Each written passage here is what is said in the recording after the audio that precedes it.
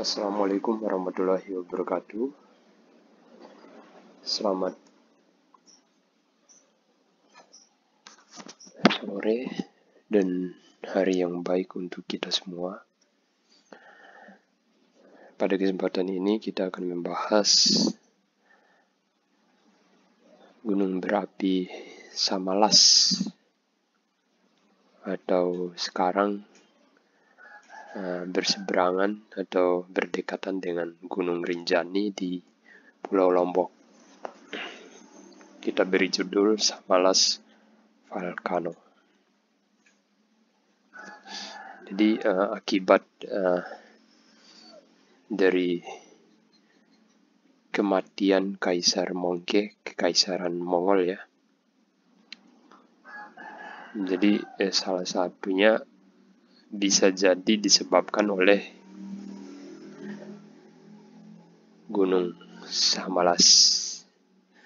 Nah, jadi di sini selama beberapa dekade terakhir, sejarah tidak segan-segan menyelidiki peran iklim dan lingkungan.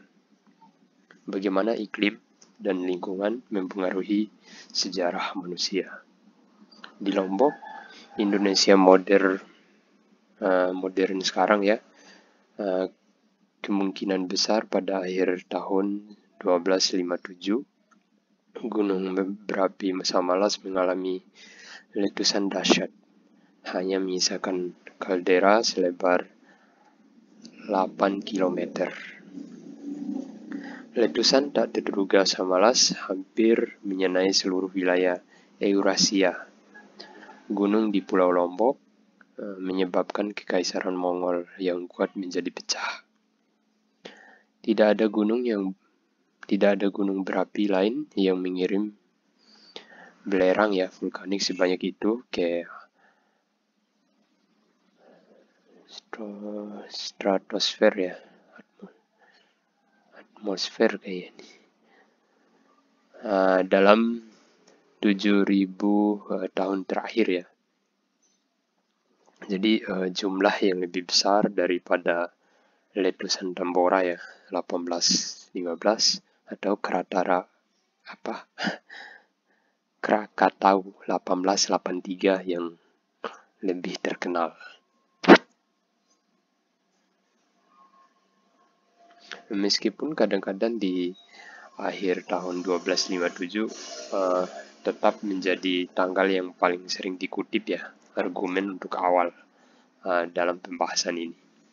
Marien Bauch menemukan tahun 1250-an bahwa letusan gunung berapi masif berdampak dramatis pada iklim global. Dengan menyebarkan gas kayak belerang ke seluruh atmosfer, letusan tersebut mengurangi radiasi matahari ya yang masuk, akibatnya mengurangi suhu permukaan global atau seluruh permukaan atau lapisan luar bumi.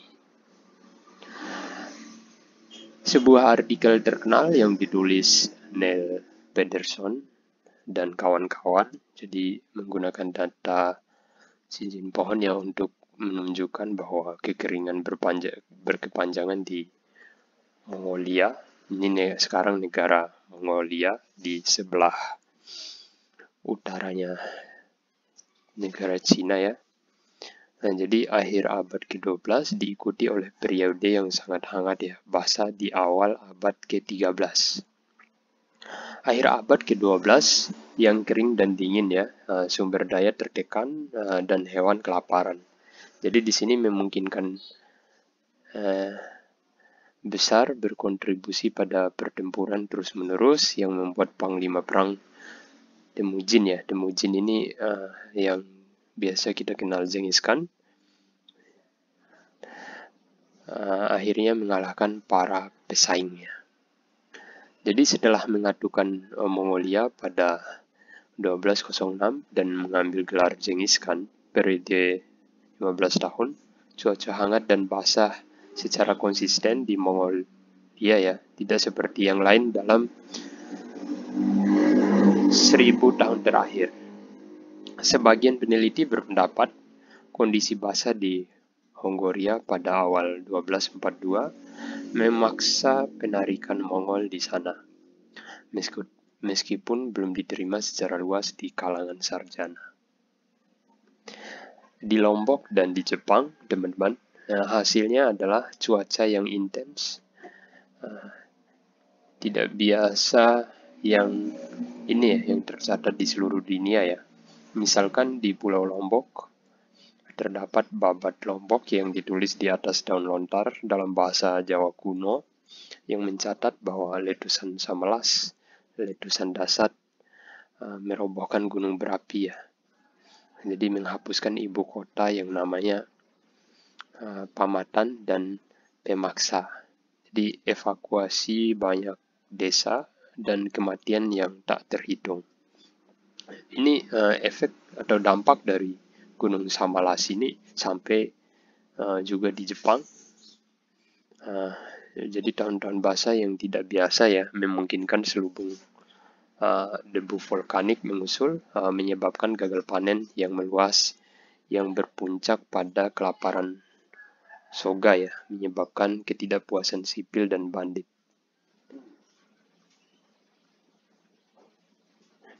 Di Korea, gagal panen memperparah akibat konflik berkepanjangan dengan bangsa Mongol ya. Pemerintah militer yang telah lama melawan akhirnya runtuh pada tahun 1258 karena kepaparan mengoroti apa yang tersisa dari dukungannya. Di Cina, 1258 tercatat sangat kering ya, menyebabkan gagal panen dan kelaparan.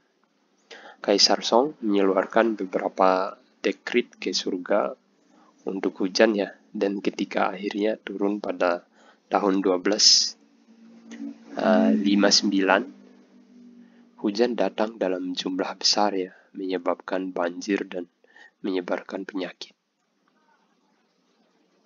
Di kerajaan Rus, di Kaukasus ya.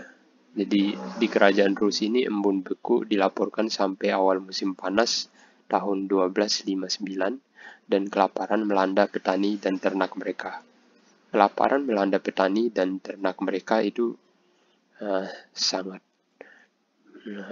berdampak pada ekonomi dan sosial di sana.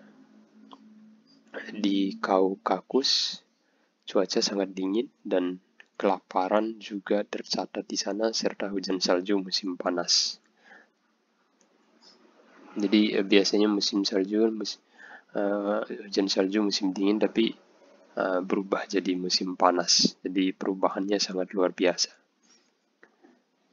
Di kerajaan Rus dan di Kaukasus ya masih ya. Jadi yang tadi di Kaukasus ini bahan piagam dan kronik yang cukup banyak didukung oleh data membangun citra masalah ekologi yang tersebar luas di seluruh Eropa. Tampaknya selama tahun 1250-an masalah pangan dan panen yang buruk terus terjadi ya. Tetapi letusan tersebut memperburuk krisis yang sedang berlangsung.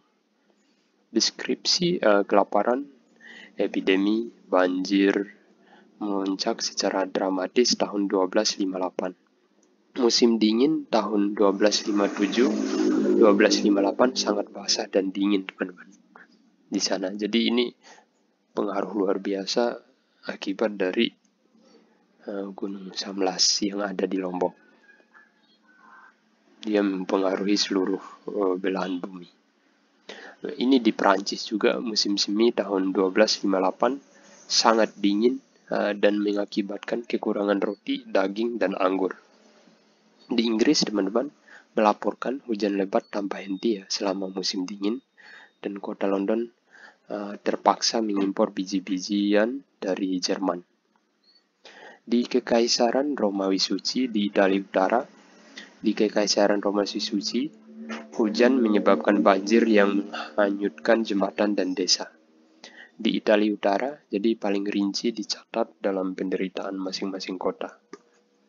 Kerusuhan selama krisis bertahun-tahun di Perugia memicu gerakan Vogelan ya, yang terkenal pada tahun 1259, menghapus seluruh Eropa. Orang-orang menghukum diri mereka sendiri untuk mencari pengampunan Tuhan atas krisis tersebut.